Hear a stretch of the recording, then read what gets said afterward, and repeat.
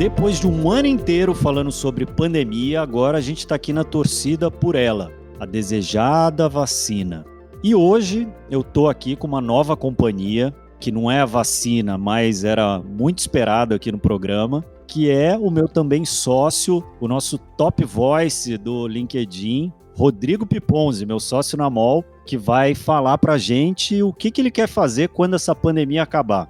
Fala, Arthur, prazer estar aqui. Essa resposta é fácil, né? Eu quero aglomerar, eu quero viajar, eu quero poder encontrar as pessoas queridas, poder encontrar meus colegas de trabalho, alguns dos quais eu nem conheço porque foram contratados durante a pandemia. E você, Arthur, o que você quer fazer quando essa pandemia acabar? Bom, o meu é bem simples, eu quero ver meu pai e minha mãe, que eu não vejo há muito tempo, vai quase um ano já. Enfim, muita saudade, não aguento mais ver eles só na telinha do celular. Só que antes desse dia tão esperado chegar, a gente ainda vai ter que aguentar muita coisa, e uma das coisas que esse país está precisando é de ciência. Tem tudo a ver com essa vacina ou com a falta dela, né? E ciência com C maiúsculo. Nada dessa fake news e teorias da conspiração que a gente vê circulando por aí. Pois é, Arthur, ciência, como a gente sabe, é fundamental. A rapidez com que a gente conseguiu identificar o coronavírus, testar e criar várias vacinas contra ele em tempo recorde só foi possível graças à ciência, que a gente sabe que é essencial e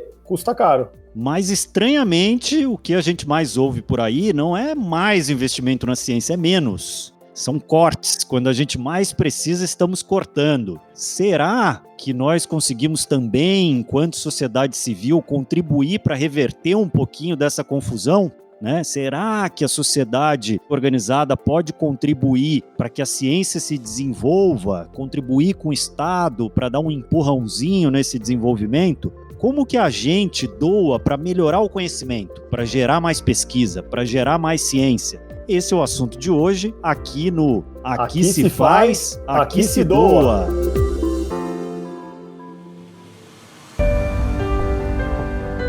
Está começando mais um Aqui se faz, aqui se doa, seu podcast semanal sobre cultura de doação produzido pelo Instituto MOL e pelo Movimento Bem Maior. Hoje nós vamos bater um papo muito legal com Paulo Almeida, diretor do Instituto Questão de Ciência, e ouvir também sobre a experiência de pesquisadores de programas de arrecadação de doações para pesquisa. Mas antes, Arthur, vale a gente falar um pouco sobre esse cenário da pesquisa no Brasil, né? A construção de conhecimento, além de ser importantíssima, é cara. E a gente sabe que requer grandes e constantes investimentos. Por isso é uma área historicamente financiada com recursos públicos por todo o mundo, né? Só que, como eu falei no comecinho, o que a gente tem visto é que a ciência vem sofrendo historicamente com baixos investimentos públicos por meio do Estado. Os cortes são promovidos repetidamente e, ultimamente, então, nem se fala, né? A ciência está sob ataque. E alguns trabalhos científicos, inclusive, estão em xeque, foram descontinuados mesmo.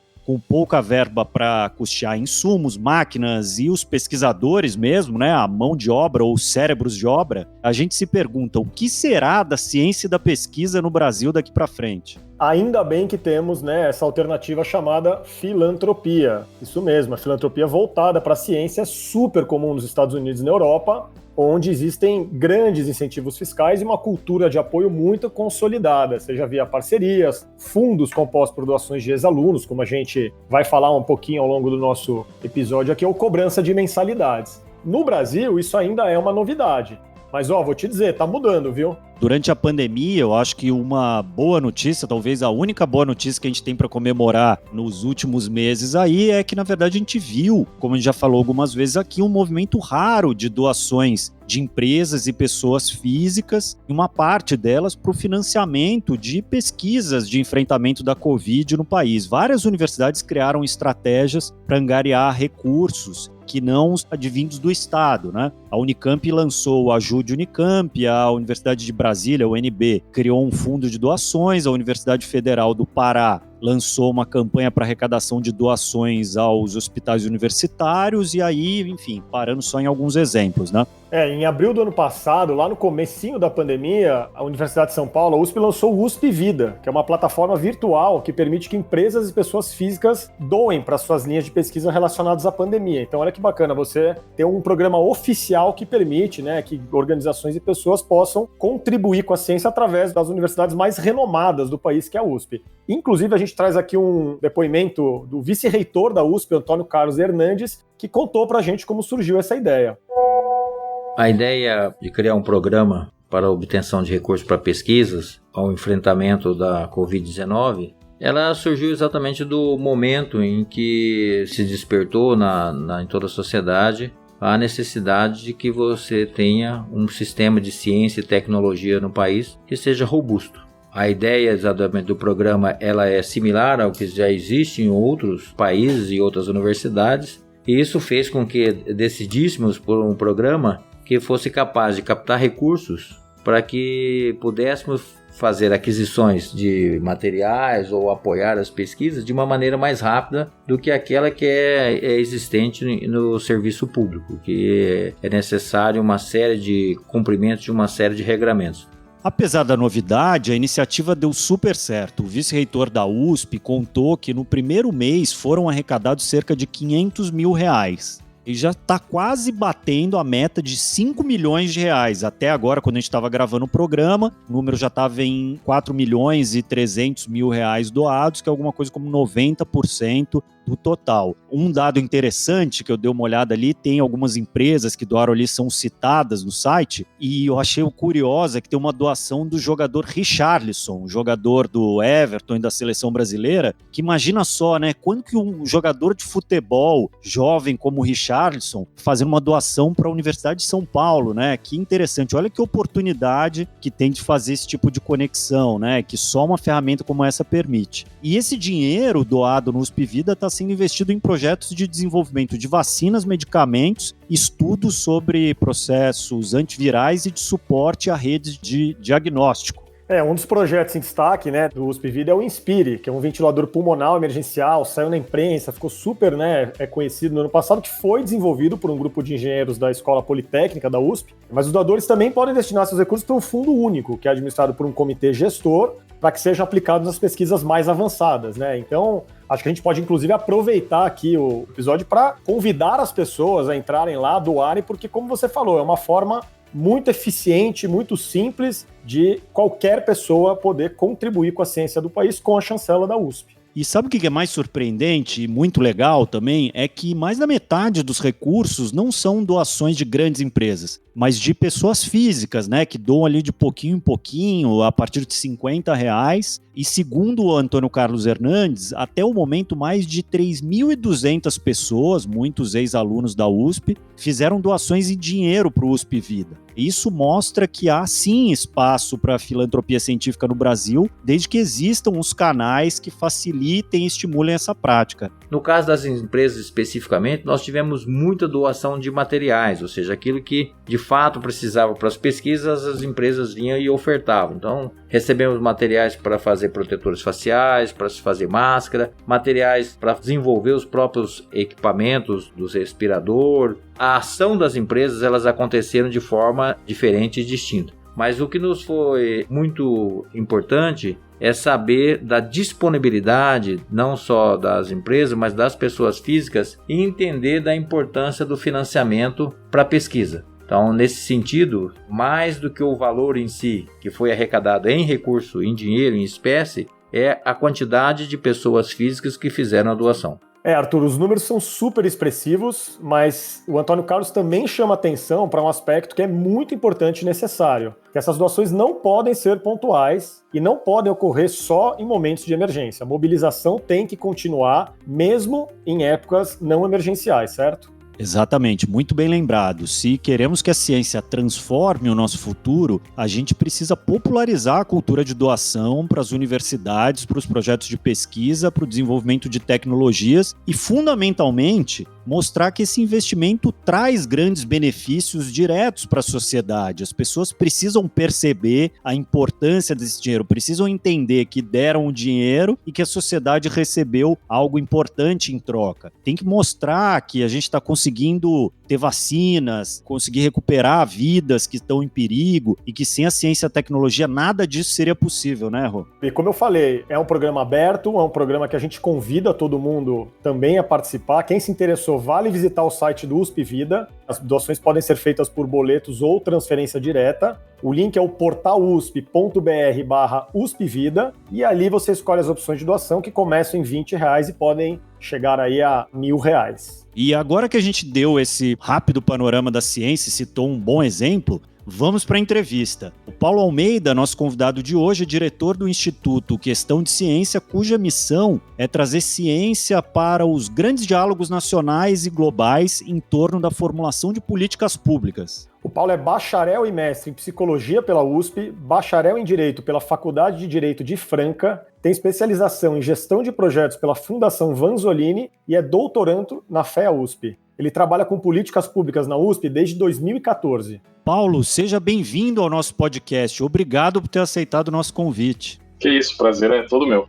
Paulo, a gente já falou um pouco aqui sobre os desafios do financiamento da pesquisa no Brasil, não só nesse episódio, mas também quando a gente falou de endowment, a gente falou um pouco de nos Estados Unidos tem muito dinheiro que vai para a universidade a partir desses fundos patrimoniais, né? E esse é um assunto que vira e mexe, cai aqui. Mas a gente queria ouvir um pouquinho para começar com você, que você traçasse aí um cenário aí do financiamento público hoje no Brasil e comparasse com o privado, especialmente nessa questão das doações aí de pessoas físicas e jurídicas. Tem alguns pontos interessantes a se considerar. Eu tenho uma visão mais abrangente agora que eu pulei para o outro lado. Então, eu estou um pouquinho numa instituição que está envolvida com filantropia, então, tendo contato com mais filantropos que doam para diversas iniciativas, pouco para a ciência, inclusive. E eu já estou na USP há algum tempo, dentro de setores da reitoria, então eu entendo bem como é que funciona o outro lado, de qual que é o interesse, como é que essas questões chegam lá e como é que elas são organizadas a partir do momento que há o contato. Então, o que eu enxergo hoje do cenário de financiamento privado de pesquisa no Brasil? Primeiro, que há uma grande predominância do setor público que acaba atrapalhando isso em alguma maneira. A gente tem o Fundo Nacional de Desenvolvimento de Ciência e Tecnologia, que é o grande fundo que alimenta boa parte das agências federais, que isso depois é redistribuído tanto em bolsas quanto para a FINEP, que trabalha com projetos de tecnologia e de ciência mais aplicada. E a gente tem as FAPs, que são as agências de apoio regionais, e com um grande destaque para a FAPESP, que é a maior delas, que tem mais recurso e tem um pouco mais de tradição. Então, existe uma certa cristalização do modelo de funcionamento de onde é realizado ciência e tecnologia no Brasil, que é basicamente universidade. A gente tem muito pouco de desenvolvimento de ciência e tecnologia dentro de indústria no Brasil, por diversos motivos que a gente pode entrar mais em detalhe daqui a pouquinho.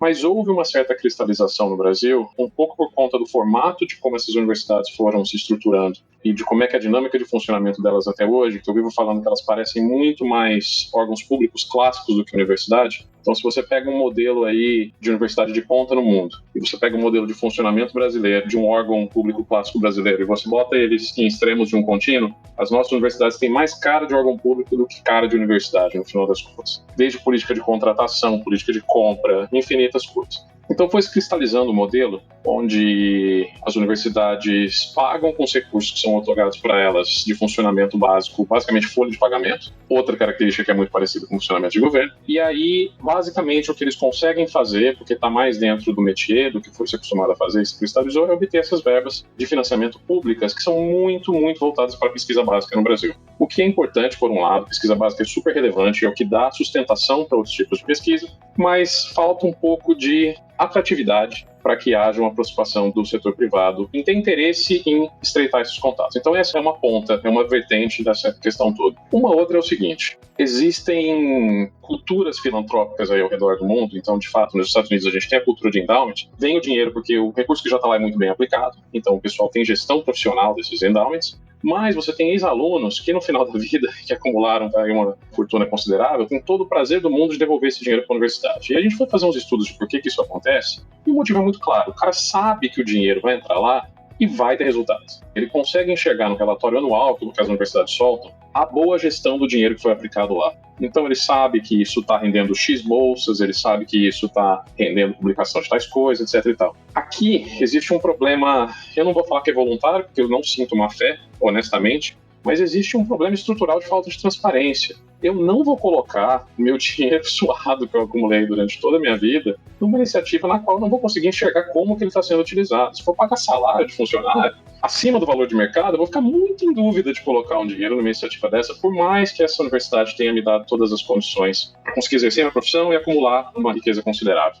E aí a gente tem exemplos, eu não sei se vale a pena entrar em detalhes, mas assim, de casos bem conhecidos de gente que tentou fazer doação para a universidade e se viu preso em litígio depois. Porque, olha, eu quero ajudar essa faculdade específica dessa universidade pública, eu me formei porque eu quero doar um salão. E a única coisa que eu quero em contraprestação é, sei lá, colocar o nome do meu avô na sala. Coisa que a gente vê em qualquer museu do mundo. A gente entra em um museu, tá lá, cedida por tal milionário faz a manutenção dessa sala e tal. E aí de entrar numa questão ideológica de falar, não, isso aí é concessão privada de espaço público, isso é um absurdo, e aí o cara que queria ajudar se vê preso num processo, sabe?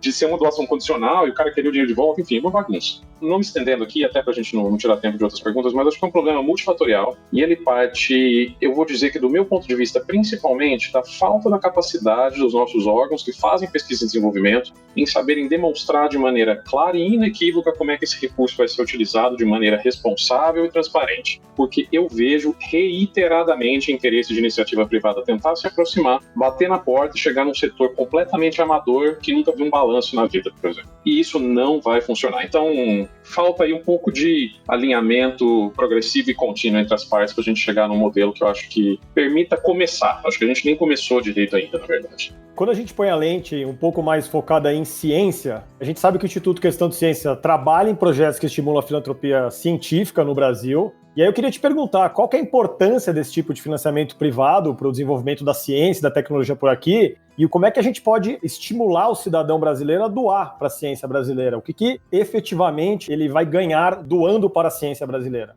Sem investimento privado, não tem dinheiro público que baste para a gente conseguir alimentar de maneira adequada o nosso sistema de CIT. E aí existem algumas coisas que dá para fazer para que a gente consiga alimentar isso de maneira mais efetiva. Então, assim, pesquisa básica de altíssimo risco necessariamente vai ser estatal. Mas iniciativa privada, desde que houvesse algumas condições, daria para ter um tipo de relacionamento mais amigável.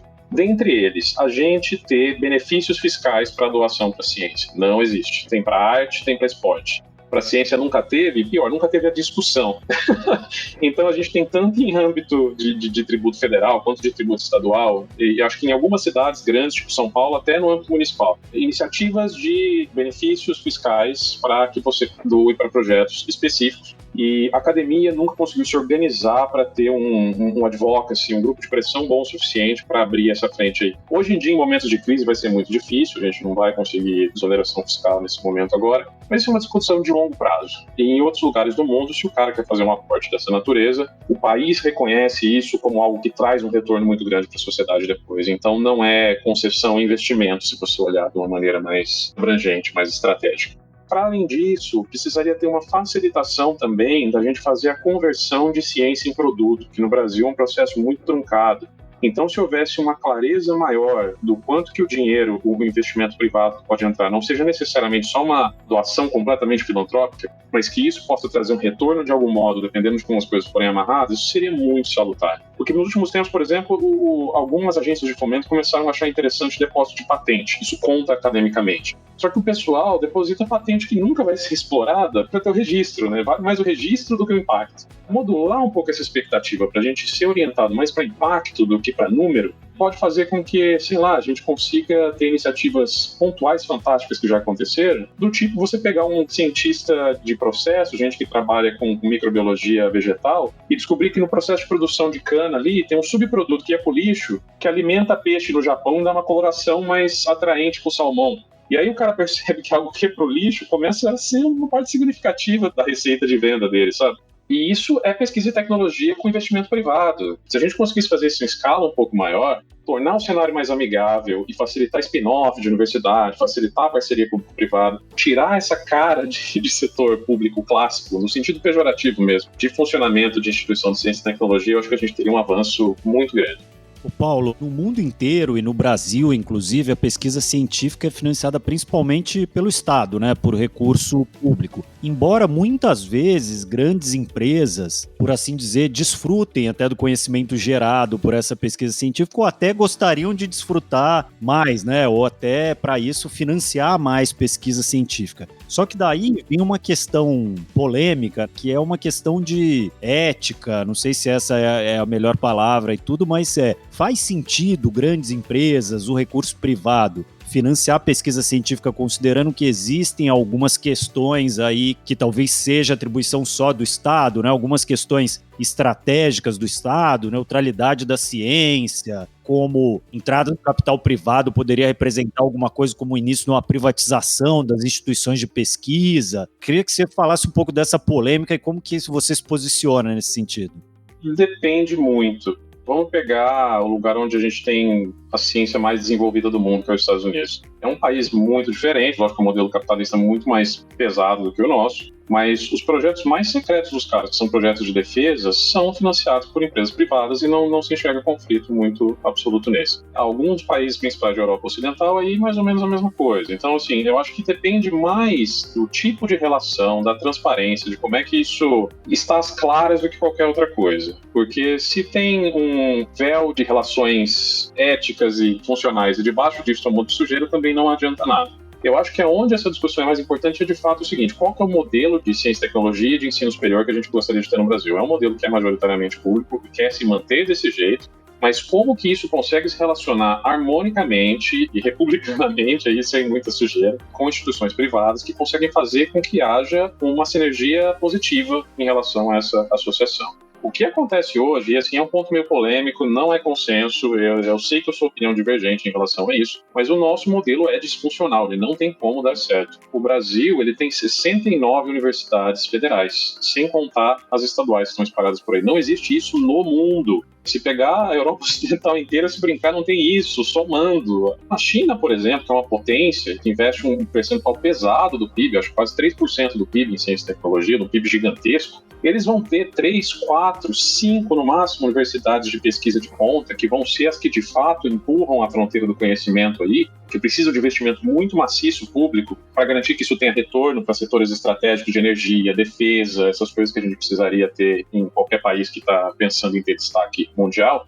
E o resto a gente tem escolas intermediárias de formação, a gente tem escolas técnicas, a gente tem outras coisas. A gente tem um modelo que ele é caríssimo e ele é ineficiente, porque você pega um bolo de dinheiro, que é bastante, se for ver o que é destinado para ciência e tecnologia no Brasil, só que você está espalhando essa manteiga num pão muito grande. Se tem um jeito de organizar isso de uma maneira um pouco mais efetiva, com o dinheiro público a gente já conseguiria fazer muito mais com muito menos, e você consegue ter um foco de atenção mais direcionado. Garantir que você consiga, inclusive, promover esse relacionamento público-privado de maneira mais orgânica, mais eficiente, e sem que a gente entre nessas discussões meio improdutivas de que tem que ser puro, a gente não pode ter envolvimento privado de qualquer natureza, porque isso eventualmente vai levar a uma privatização, que tem um interesse nefasto do capital em destruir. Não é bem assim, e no mundo desenvolvido a gente sabe que não é bem assim. Mas, lógico, tomando os devidos cuidados e criando estratégia. O problema nosso é esse. A gente sempre fala que vai fazer e a solução é arremessar dinheiro. E aí, se o balde está furado, por exemplo, e a gente está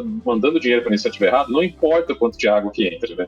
Então, a gente precisava tapar os buracos do balde e aí definir melhor como é que a gente vai utilizar essa água que está lá dentro. E eu acho que, inclusive, ajuda a dirimir essas questões que são mais éticas e mais de estratégia nacional, de como é que a gente gostaria de ver isso funcionar, do que qualquer outra coisa. Paulo, a pandemia, como a gente sabe, acabou impulsionando as doações de empresas e pessoas físicas para ações de pesquisa de enfrentamento da Covid no Brasil. A gente viveu no ano passado um boom histórico de doações. A gente, inclusive, citou aqui no episódio o caso do USP Vida, que foi um grande sucesso. Eu queria saber a sua opinião, se você acredita que essa prática da filantropia vai perdurar após a pandemia e quais lições importantes que essa experiência deixou e que podem ser usadas para a gente poder estimular mais e mais doações no futuro. Eu acho que ela pode perdurar. Vai depender de como é que for o encaminhamento disso. A USP, por exemplo, criou o primeiro endowment dela. receber gente que queria doar, eles não conseguiam receber. Então isso fez com que fosse necessário haver movimentação para organizar de uma maneira mais efetiva a recepção desse tipo de doação. Então, se aproveitar o momento e mostrar que o dinheiro que foi aportado agora foi usado de maneira responsável e obteve resultados significativos, eu acho que isso tem a chance de perdurar no tempo e a gente começar a consolidar esse tipo de prática com as nossas instituições que têm pelo menos um pouco mais de capacidade de se organizar nesse sentido. Mas eu acho que o jeito de garantir que isso se perenize, que funcione no futuro, seria primeiro a gente, de fato, a academia parar de ter medo de divulgar os seus sucessos. Nenhuma das universidades públicas do Brasil, nenhuma tem setor de marketing. Você tem setor de comunicação institucional, que é outra coisa. Agora, você vender a imagem, que é super importante, é o que a NASA faz nos Estados Unidos, órgão público, faz filme aí falando de ir para Marte, porque precisa que o Congresso veja a importância daquele órgão lá e que aporte dinheiro. Saber vender melhor as coisas inacreditáveis que a gente faz. O Brasil faz coisas lindíssimas em ciência. E, do meu ponto de vista, isso também não é consenso, seria profissionalizar isso. O que acontece normalmente dentro de universidade? A progressão é o cara que ele entra como um professor doutor recém-contratado, ele ultra especializa na carreira dele acadêmica e de repente ele vira um gestor. E ele vira um gestor que vai começar a ter uma noção de como é que as coisas funcionam na hora que ele está se aposentando. Se você simplesmente consegue delegar e separar dentro da universidade o que é acadêmico, o que é financeiro e o que é administrativo, você ganha um pouco mais de corpo e de capacidade técnica de tomada de decisão, que vai fazer com que isso, primeiro, seja mais aberto e seja mais fácil que as pessoas participem com um pouco mais de confiança, e aí, de fato, criar canais de prospecção. Então, olha, eu tenho aqui uma linha de dentística super relevante, estou usando laser aqui para fazer tratamento e tal. Será que o mercado não tem interesse nesse treco? Vamos botar uma pessoa aqui, que é vendedor, circular umas empresas, ver se tem match entre a tecnologia que eu estou desenvolvendo aqui em ciência e um produto que ele precisa lá, e vamos botar essas coisas para conversar. Só que se a gente continuar botando acadêmico para ser gestor, eu acho que vai ser muito complicado. Então a gente está assim, no momento de ouro e com mudanças pequenininhas, mas que são mudanças de compreensão de modelo de funcionamento mesmo. Eu acho que daria para a gente ter saltos significativos e aproveitar esse momento, essa saída da inércia que foi gerada agora com a pandemia e com o investimento privado.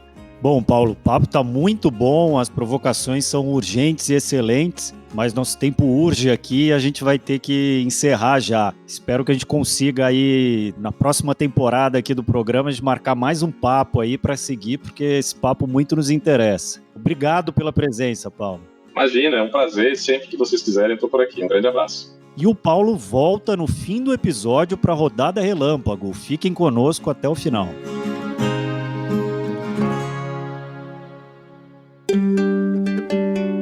Muito legal esse papo com o Paulo, né, Rô? E mais um dos legados que a pandemia vai deixando de mostrar a importância tanto da ciência quanto da doação para a gente contribuir com uma sociedade melhor. Sem dúvida, Arthur. Eu acho que é legal a gente contar também um pouco da experiência do pesquisador, como ele vai atrás desses recursos para tirar um projeto, uma pesquisa do papel, que a gente sabe que também é um desafio grande. Esse foi o caso da geneticista Lígia da Veiga Pereira, que é professora titular e chefe do Laboratório Nacional de Células-Tronco Embrionárias e também do Departamento de Genética e Biologia Evolutiva da USP. A professora Lígia tem um projeto audacioso que é sequenciar o genoma da população brasileira. Simplesmente isso. Vocês podem imaginar quanto que isso custa, né? Mas também a importância disso, né? É caro, bem caro. Quando ela fez a primeira reunião de pesquisa, o orçamento era de 6 milhões de dólares para fazer o sequenciamento genético de 15 mil brasileiros só. Para colocar o projeto em prática, Arthur, ela teve que ir atrás de financiamento, naturalmente. Ela tentou o público, tentou o privado, mas teve que bater em muita porta para conseguir o sonhado recurso.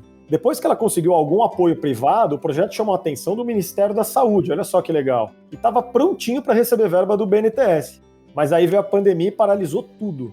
O caso da professora Lígia mostra bem como é difícil chamar a atenção para a causa da ciência, que é algo de longo prazo, construído com anos de trabalho, sim um resultado de curtíssimo prazo, como muitas vezes as pessoas esperam, ainda mais uma sociedade com questões urgentes como a nossa, né? Por isso, ela reforça que acredita no financiamento público como a melhor forma ainda de fazer pesquisa no Brasil.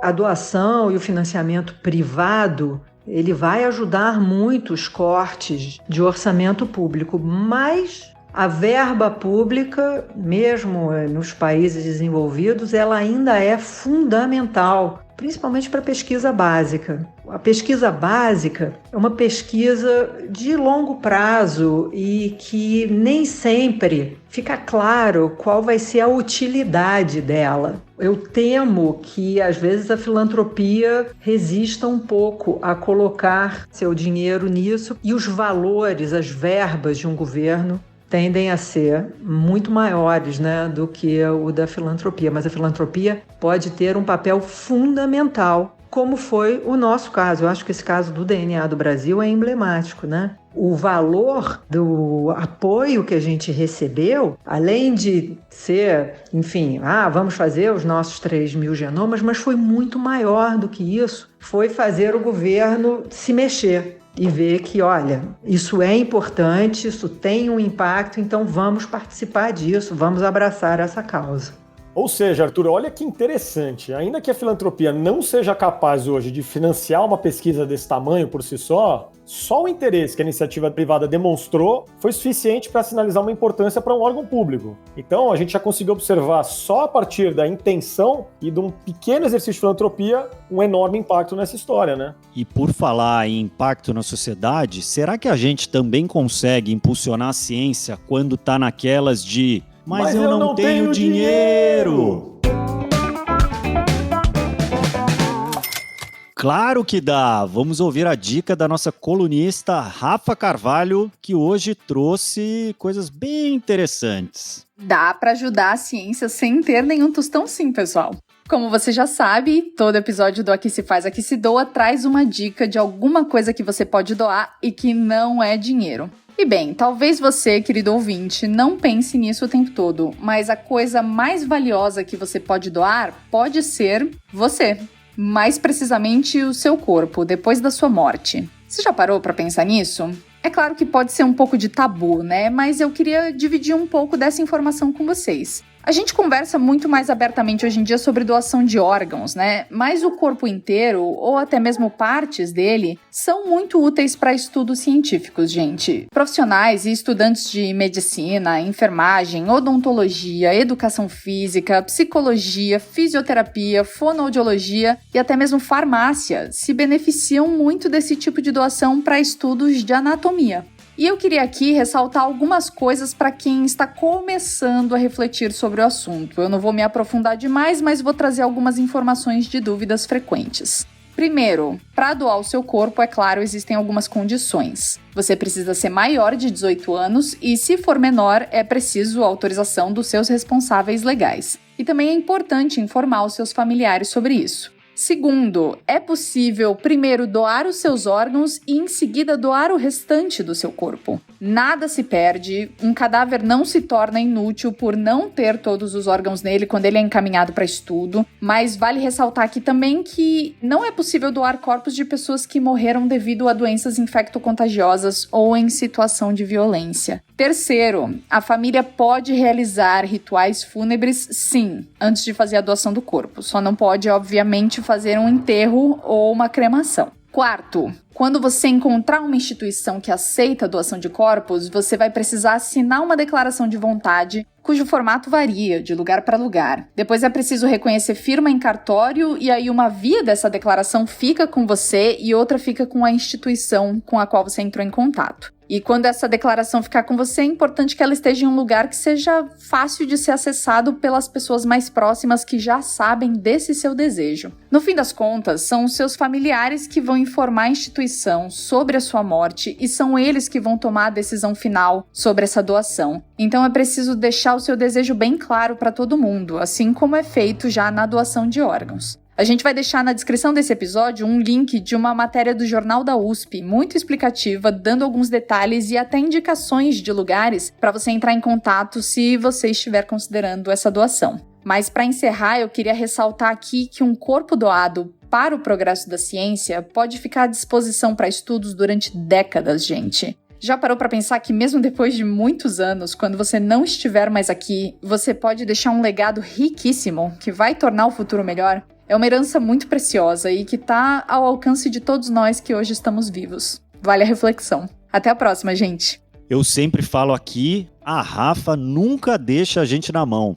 Obrigado, Rafa. Outras formas legais de doação sem dinheiro, nesse caso, é a doação de órgãos, que a gente já falou aqui em outro episódio, não me lembro em qual, mas procure aí, aproveita e ouça alguns. E também se voluntariar para participar de algum estudo científico, né? Por que não? Eu teria participado do estudo da vacina de bom grado. Opa, eu também. Pena que eu não fui chamado. Mas sabe como você pode ajudar de outra forma, Arthur? Comprando um produto social, como a gente bem entende, né? O ouvinte já sabe, são aqueles produtos que só de você adquirir você já está contribuindo para uma causa. Quem traz a sugestão da semana é a nossa queridíssima colunista Duda Schneider. Oi, gente! Eu sou a Duda Schneider e esse é o quadro Produto Social da Semana. É sempre um prazer vir aqui dar dicas de produtos incríveis para vocês comprarem e colaborarem com causas. E bom, como estamos falando hoje aqui sobre a importância da ciência, o produto de hoje é para respeitarmos o maior pedido que os cientistas têm feito pra gente nos últimos tempos: usar a máscara facial para ajudar a proteger do coronavírus.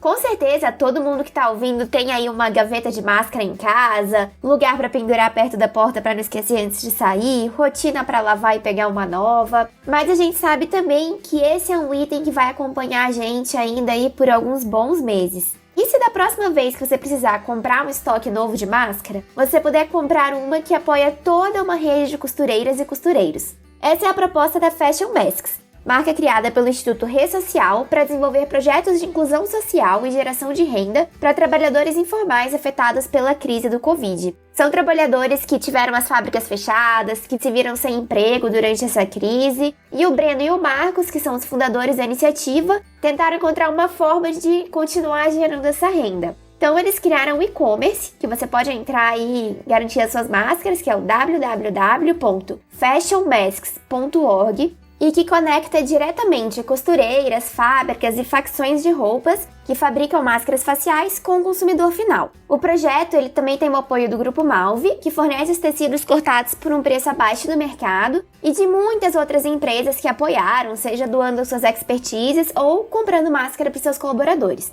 Acreditando que multiplicar é a melhor forma de dividir, o projeto é todo colaborativo, então a costureira pode optar por fazer parte do time fixo, no qual ela faz as máscaras e a Fashion Masks te instrui a produzir essa máscara, oferece os materiais e faz a venda pelo site, ou a costureira pode comprar um kit de tecido pré-cortado, produzir e vender por conta própria. Sempre o objetivo é gerar renda, e por isso o lema da marca é: não estamos na moda, estamos na renda de centenas de costureiras em todo o Brasil. E bom, com um projeto tão estruturado, o resultado não podia ser diferente. Já são mais de R$1.200.000 gerados em renda para as costureiras e costureiros do projeto. E já estão pensando lá na frente, já tem outros produtos além das máscaras, como camisetas e ecobags, para que o projeto continue mesmo depois que a gente possa aposentar as máscaras. E a gente não vê a hora disso chegar, né? E como sabemos, a única forma de aposentar as máscaras no futuro é usando elas com responsabilidade hoje. Por hoje é isso, pessoal. Esperamos que tenham gostado e até a próxima. Obrigado, Duda. E se você, ouvinte, tiver alguma indicação de produto social, de doação sem dinheiro, de sugestão de tema para o podcast, fale aqui com a gente. Vai lá no @Instituto MOL, MOL, M-O-L, no Instagram e deixa uma mensagem para a gente. Ou então escreve para o e-mail instituto@editoramol.com.br. Boa, Arthur. E para fechar, a gente volta a falar com o Paulo na Rodada Relâmpago. Paulo, eu vou fazer algumas perguntas para você, são 5 perguntinhas, e você responde naquele melhor estilo Marília Gabriela, curtinho, papum. Tá bom? Vamos lá? Combinado. Então vamos lá. Primeira pergunta. Qual foi a sua doação mais recente? Foi um projeto de crowdfunding, que aí não tem absolutamente nada a ver com a academia. Foi patrocinar um livro, na verdade. Chama The Fire. Então não foi ligado a ciência e tecnologia. Se for para ciência e tecnologia, eu tenho que pensar um pouquinho mais. Acho que foi o projeto do Mexilhão Dourado. Foi um dos primeiros crowdfundings que tiveram para ciência e tecnologia no Brasil. Paulo, o que você queria ter sabido sobre doação mais cedo na sua vida? Como conseguir fazer, na verdade. Então, muitas vezes eu acho que há um interesse, mas faltam os caminhos específicos para que isso seja feito de maneira mais fácil, né? Para que você tire os entraves, tanto comportamentais quanto burocráticos aí, para que seja possível fazer isso de maneira mais tranquila. E quem te inspira a doar mais, Paulo? Projetos que falam com o coração, assim. Então projetos que têm uma base, primeiro, responsável, sólida, transparente, que dê para você ter um mínimo de garantia que aquilo vai ser bem feito, mas que aquilo esteja dentro de uma narrativa que faça sentido, que se encaixe dentro de um plano maior. Projeto que começa e termina no nada não me atrai. Se aquilo está dentro de uma proposta maior, normalmente me chama mais a atenção. E falando em coração, Paulo, qual é a sua causa do coração hoje? Pensamento racional e crítico e uso de evidências científicas em desenho de políticas públicas. Com certeza absoluta. Fica a dica aí para quem servir, né? Para terminar, hein, Paulo? Uma sociedade que sabe o que é cultura de doação, uma sociedade mais desenvolvida, rica e menos propensa a ficar girando em falso. Bom, fica aí, né? Entregue para quem? Os entendedores entenderão. Então, Paulo, muito obrigado e espero que você esteja de volta aqui na próxima temporada para a gente falar mais. Valeu, Paulo. Obrigado. Vai ser um prazer. Agradeço muito a minha participação. Bom, com essas excelentes respostas do Paulo, a gente encerra o programa com chave de ouro. Eu queria agradecer ao meu companheiro aqui de batalha, Rodrigo, obrigado pela presença. Valeu, Arthur. Foi um prazer essa estreia no nosso querido podcast. Aprendi muito sobre o valor da ciência. Espero que os nossos ouvintes também gostem, aprendam e se engajam nessa causa tão importante, especialmente nos tempos que a gente vive. Com certeza. Enfim, vocês devem ouvir mais o Rodrigo por aqui. Terça-feira temos mais, seguimos aqui na luta e no desejo pela vacina e por um mundo melhor, com mais ciência e menos loucura. E esse podcast é uma co-realização do Instituto MOL e do Movimento Bem Maior. A produção é da Elaine Martins e pelo Instituto MOL colaboraram Débora Rodrigues, Maria Eduarda Schneider, Rafaela Carvalho e Vanessa Henriques. A edição de som é do Bicho de Goiaba Podcasts. E é isso, até mais!